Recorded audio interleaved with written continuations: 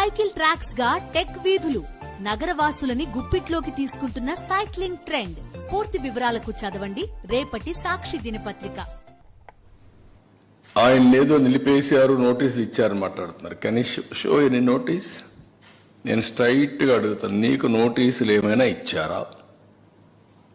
నిన్ను వెళ్ళవద్దని ఎవరన్నా చెప్పారా? ఇస్తే చూపేయండి మీడియాకి.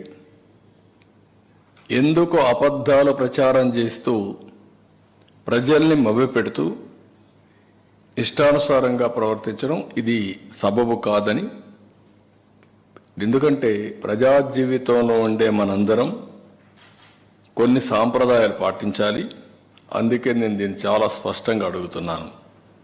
మాజీ ముఖ్యమంత్రి వర్యులు వైఎస్ జగన్మోహన్ రెడ్డి గారి తిరుమల తిరుపతి సందర్శనకు సదరు కార్యక్రమానికి అనుమతి లేనందున మీ ఆధ్వర్యంలో కార్యకర్తలతో మరియు మీ సొంత వాహనాలలో బయలుదేరి తిరుపతికి చేరుకుని వారు నిర్వహించే కార్యక్రమంలో పాల్గొంటారని సమాచారం.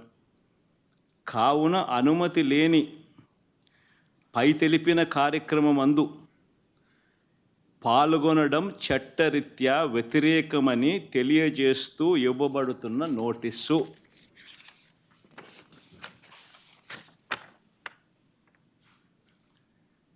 ఒక రాష్ట్ర మాజీ ముఖ్యమంత్రి జగన్మోహన్ రెడ్డి అనే వ్యక్తి, ఒక రాష్ట్ర మాజీ ముఖ్యమంత్రి అయిన జగన్మోహన్ రెడ్డికి తిరుమల తిరుపతి దేవస్థానంలో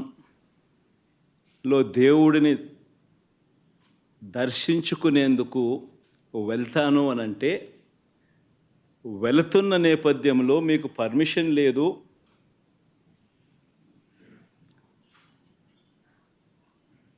ఆ కార్యక్రమంలో ఎవరు పాలు పంచుకున్నా